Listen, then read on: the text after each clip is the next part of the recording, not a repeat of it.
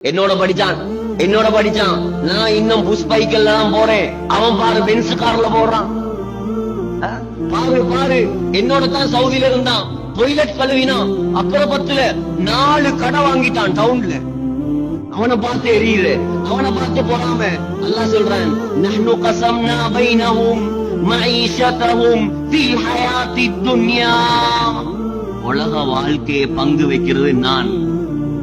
இவர் மௌலவி ஆகணும், இவர் முஃப்தி ஆகணும், அவர் ஆலிம் ஆகணும், இவர் டாக்டர் ஆகணும், இவர் இன்ஜினியர் ஆகணும், இவர் எம்ப்ளாயரா இருக்கணும், இவர் எம்ப்ளாயியா இருக்கணும், இவர் நர்ஸா இருக்கணும், அவர் யூரோலஜிஸ்டா இருக்கணும், இவர் வைரோலஜிஸ்டா இருக்கணும், அவர் டெர்மடாலஜிஸ்டா இருக்கணும். இது நாம் பங்கு வச்சது.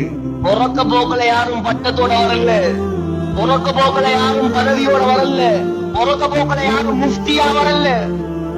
அல்லாஹ் சொல்றான், நாம் பங்கு வச்சதுடா இதெல்லாம், நாம் போட்ட பிச்சை இதெல்லாம். இத பார்த்து நீ ஏன் பொறாமப்படுறாய்?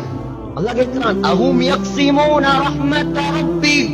இத பார்த்து ஏன் பொறாமப்படுற? உன்னை முஸ்லிமா படைச்சிருக்கிறேன். அல்லாஹ்க்கு நன்றி செலுத்து. நீ முஸ்லிம்கள் இஸ்லாத்தை விளங்காததுதான் ஆகப்பெரிய நஷ்டம். முஸ்லிம்கள் கலிமாவை விளங்காததுதான் ஆகப்பெரிய நஷ்டம்.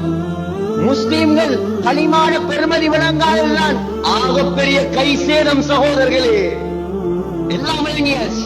படிப்பு பத்தி தெரியும், பணத்தை பத்தி தெரியும், எல்லாத்த பத்தியும் தெரியும். ஆனா இஸ்லாத்தை பத்தி தெரியாது. ஸல்லல்லாஹு அலைஹி வஸல்லம் நம்மள முஸ்லிம் ஆக்குறதுக்கு பட்ட கஷ்டம் தெரியாது. ஏன்? பிறந்தது முஸ்லிமா தானே, அதால தெரியாது இஸ்லாத்தின் பெருமதி.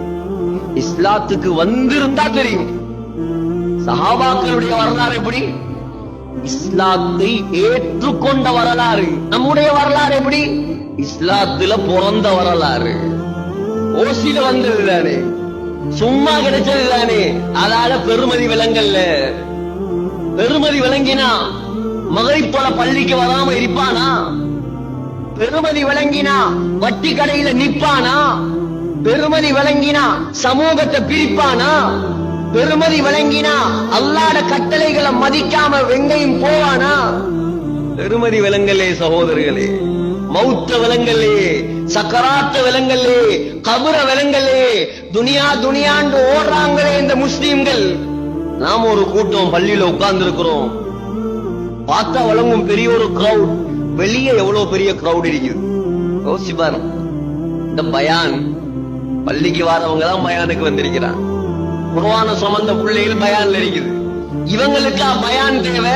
தொழுகை இல்லாம வெளியில சுற்றுறவனுக்கா பயான் தேவை?